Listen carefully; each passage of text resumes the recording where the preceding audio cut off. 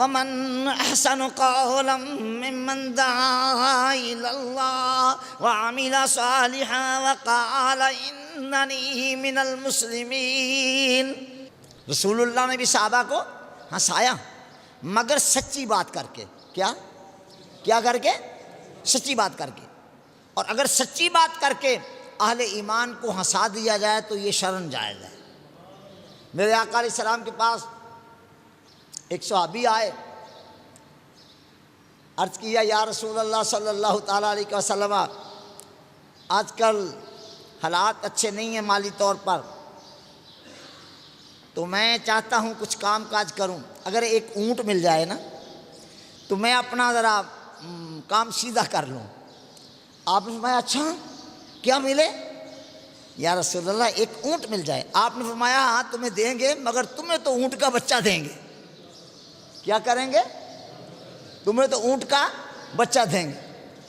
تو پھر کہنے لگا یا رسول اللہ صلی اللہ علیہ وسلم، میرے حالات بڑے خراب ہیں اور میں کچھ کرنا چاہتا ہوں، مجھے آپ ایک اونٹ دیں۔ فرمایا ہاں غالباً یہ بعض حدیثوں میں میری میموری میں آ رہا ہے، انس ابن مالک ہیں کہ انس تجھے تو اونٹ کا بچہ دیں گے۔ تیسری بار پھر عرض کیا، فرمایا ہاں میں نے کہہ دیا نا تمہیں تو اونٹ کا بچہ دیں گے۔ عرض کیا یا رسول اللہ میرا کام نہیں چلے گا۔ فرمایا انس یہ بتاؤ جو اونٹ بھی تمہیں ہم دیں گے آخر وہ کسی اونٹ کا تو بچہ ہی ہوگا نا۔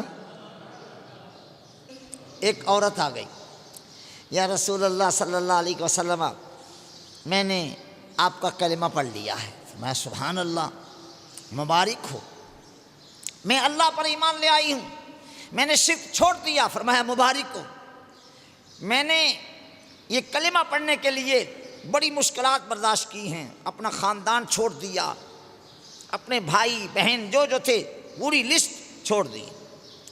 تو یا حبیب اللہ صلی اللہ علیہ وسلم وہ جو جنت آپ فرماتے ہیں ملے گی، تو اس جنت میں بھی جاؤں گی۔ فرمایا جنت میں کوئی بڑھیا نہیں ہوگی، جنت میں کوئی بڑھیا نہیں ہوگی۔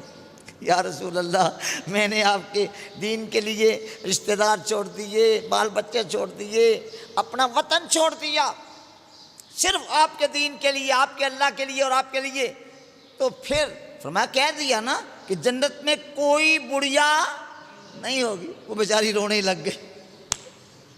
سرکار نے فرمایا بیوی جو جنت ہوتی ہے نا، اس جنت میں جب تم پہنچے گی تو جنت میں بوڑھی نہیں ہوگی، 33 برس کی جوان لڑکی ہوگی۔